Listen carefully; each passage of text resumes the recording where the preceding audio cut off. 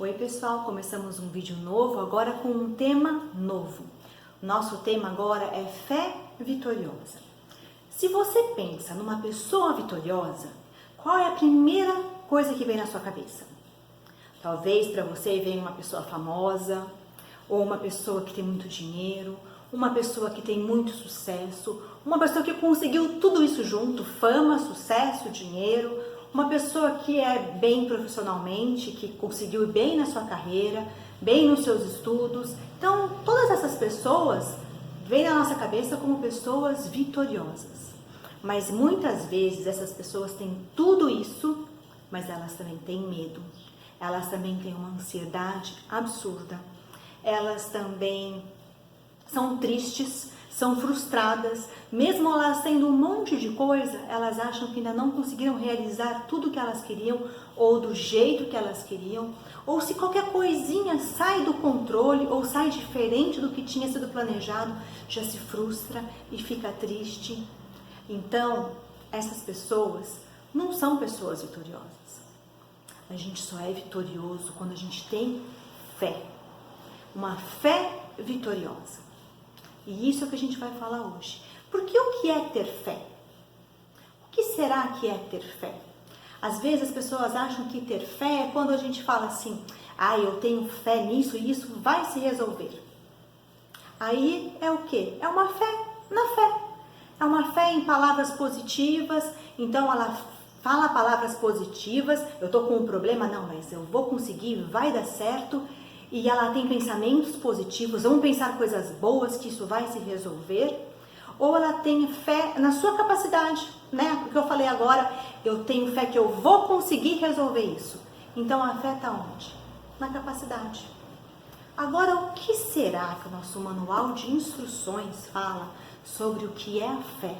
E o que nós devemos fazer para ter essa fé vitoriosa? Então abra sua Bíblia em Hebreus, capítulo 11. Nós vamos ler do versículo 1 até o versículo 6. Mas a gente vai fazer uma leitura pausada. Então, deixa ela aberta, a gente vai lendo versículo por versículo e vamos conversando devagarzinho sobre cada versículo. Então, o primeiro versículo, versículo 1 de Hebreus 11, fala o seguinte. Ora, a fé é a certeza daquilo que esperamos e a prova das coisas que não vemos. Então, aqui no primeiro versículo, ele já fala o que é a fé. Tem a definição do que é a fé. É a certeza daquilo que esperamos. Então, é uma certeza de uma coisa futura que vai acontecer e a prova de coisa que nós não vemos. Então, é uma certeza e uma prova, mas de uma coisa que a gente não vê. Então, se eu simplesmente falo, eu tenho certeza absoluta de uma coisa que vai acontecer, já é fé. Mas se a gente parar só por aqui, parece que ainda falta alguma coisa a mais, porque em quem é essa fé? Para que serve essa fé? Como eu busco essa fé? Então vamos continuar lendo os outros versículos que vai explicar tudo isso. 2. Pois foi por meio dela que os antigos receberam bom testemunho. Então aqui a gente já vê então para que serve a fé. A fé, aquela pessoa que tem essa fé que nós estamos procurando aqui, descobrir qual é, ela dá bom testemunho. E a gente vê aqui, olha, os antigos receberam bom testemunho. Então, quem são esses antigos? Foram pessoas que estão escritas aqui na Bíblia, que foram notáveis na sua época.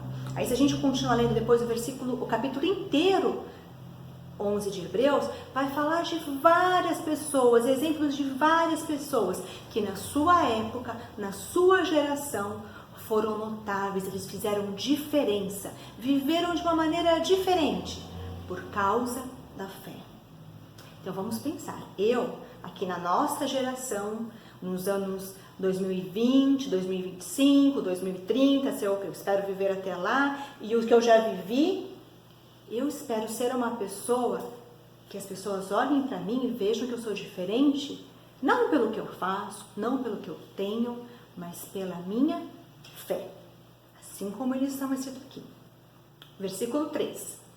Pela fé entendemos que o universo foi formado pela palavra de Deus, de modo que aquilo que se vê não foi feito do que é visível. Então aqui o terceiro versículo faz com que a gente entenda que pela fé nós acreditamos em quem criou todas as coisas. Nós acreditamos no Deus Todo-Poderoso que só com a sua palavra criou o mundo inteiro, criou todos os seres vivos, me criou e te criou. Como nós já vimos, né? Logo no comecinho do tema de quando a gente viu da grande história, a gente viu sobre a criação, que Deus criou tudo com a palavra, e é pela fé que nós cremos isso. E essa fé é uma fé então em quem? No Criador.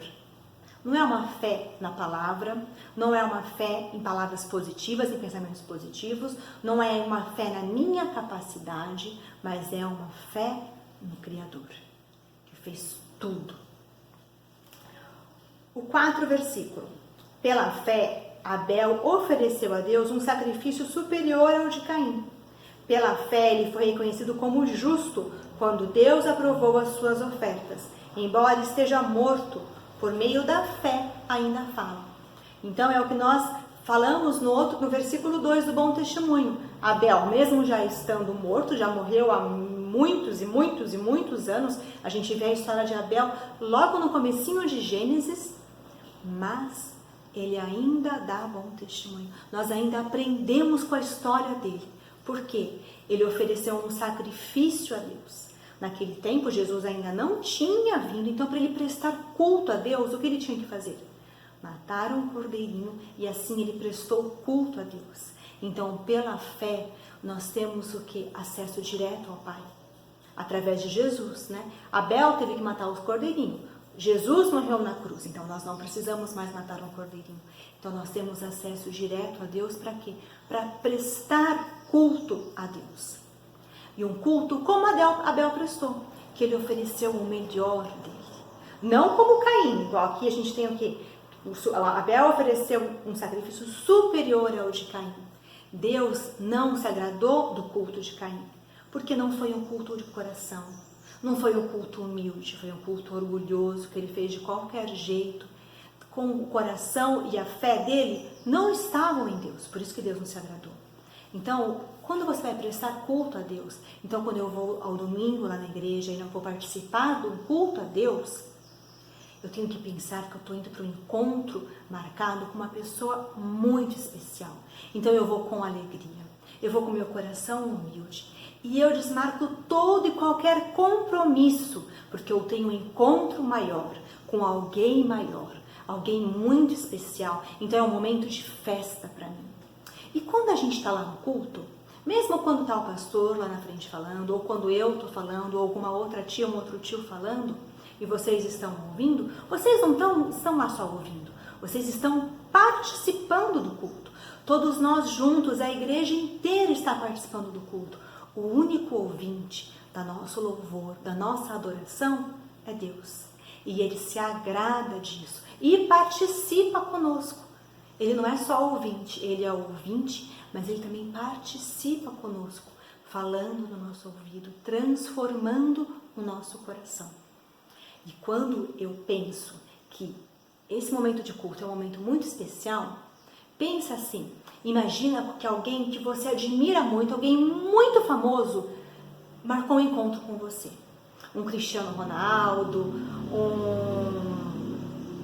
ou que as meninas, agora as meninas gostam do Now United, um dos cantores do Now United te convidou para uma festa. E ele te convidou para uma festa no horário do culto. E aí você tem que pensar, não, eu já tenho um dia reservado, um encontro muito mais que especial do que com qualquer dessas pessoas que eu admiro. Eu tenho um encontro especial com uma pessoa muito maior e muito mais importante, que é Deus. E é com esse coração que você tem que prestar culto. E se você está assistindo o culto na sua casa, também tem que ser assim. Quando você assiste o vídeo, você desliga tudo, vai para um lugar reservado e foca só na sua adoração a Deus. Não é para assistir o culto em casa cozinhando, não é para assistir o culto em casa fazendo uma lição de casa, não. É um momento só você e Deus. Vamos continuar aqui. Versículo 5. Pela fé, Enoque foi arrebatado, de modo que não experimentou a morte, e já foi encontrado porque Deus o havia arrebatado. Pois antes de ser arrebatado, recebeu o testemunho de que tinha agradado a Deus. Você sabe quem foi Enoque? Enoque, se você for lá em Gênesis capítulo 5, versículo 24, diz o seguinte: Enoque andava com Deus. Tem um único versículo falando sobre Enoque, mas é um versículo muito especial que fala exatamente quem era Enoque. Ele foi diferente, especial na sua geração, porque ele andava com Deus. Então a nossa fé tem que ser assim, tem que ser em Deus e tem que ser um caminhar diário com Deus. Não é só no domingo quando você vai à igreja e presta culto, são todos os dias. Lembra daquele versículo que a gente decorou quando teve aquela lista de 10 versículos? Um versículo está escrito em Colossenses 3:23. Espero que você tenha lembrado aí na sua casa, que fala assim: tudo o que fizerdes, faça de todo o coração, como para o Senhor e não para homens. Isso é andar com Deus. É tudo que você estiver fazendo, fazer como se fosse para Deus. Separar uns minutos do seu dia, de todos os dias, reservado no seu cantinho, sem celular, sem barulho, sem nada, para você falar com Deus, para você ler um pouquinho da sua palavra e meditar. E assim todas as pessoas vão ver que você é diferente, porque você anda com Deus. Versículo 6. Sem fé é impossível agradar a Deus, pois quem dele se aproxima precisa crer que ele existe e que recompensa aqueles que o buscam. Então aqui no versículo 6, nós temos um Deus que se deixa conhecer, mas para isso nós precisamos buscá-lo. Nós precisamos buscar a Deus todos os dias, andar com Ele, ficar atento para meditar na sua palavra, ouvir a sua voz, ir ao culto, prestar culto no domingo de todo o coração, com humildade. Isso é buscar a Deus. É antes de qualquer coisa, você separa, ora, pede a sabedoria de Deus e aí você vai fazer o que Ele quer. E aí assim nós teremos uma fé que vai espantar todo o medo, uma fé que vai espantar toda a ansiedade, uma fé que vai espantar toda a tristeza. E eu queria terminar com uma frase de Agostinho que fala o seguinte: ter fé é assinar uma folha em branco e deixar que Deus complete toda ela. Isso é ter fé. Então a gente faz planos para daqui meia hora, para daqui mais à noite, para o dia seguinte, mas eu tenho que ter certeza que quem vai preencher eles todos, a resposta certa, que é um dos versículos que nós também decoramos, né? O coração do homem faz planos, mas a resposta certa vem de Deus. Então, quando esse meu plano for diferente, acontecer uma coisa completamente diferente do que eu tinha esperado, eu não vou me frustrar, eu não vou ficar triste, porque eu tenho essa fé que me completa de que em Deus, de que Ele tem sempre um plano melhor para a minha vida. Então vamos buscar essa fé com todo o nosso coração, buscar a Deus com todo o nosso coração. Assim Ele vai transformar o nosso coração, vai transformar o nosso olhar para as coisas. E aí nós seremos sempre felizes, nós nos sentiremos sempre completos, porque nós temos essa alegria de Deus, que só ela nos enche, nos completa. Vamos então agora fazer uma oração pedindo isso a Deus. Senhor Deus, muito obrigado porque o Senhor está sempre conosco. Diariamente, o tempo todo, o Senhor está do nosso lado. Ajuda-nos, ó Pai, a andarmos sempre contigo, a prestarmos um culto de todo o coração, com toda a humildade, que o Senhor tire todo o orgulho dos nossos corações. Que nós possamos sempre reconhecer a nossa dependência de Ti. Que a nossa fé esteja inteiramente a Ti, não em nós mesmos, não no outro, mas só em Ti. E assim nós teremos uma fé vitoriosa. Tira de nós todo o medo, toda a ansiedade, toda a tristeza. Nós passamos por dias difíceis, mas nós sabemos que em Ti nós somos alegres, que em Ti nós somos vitoriosos.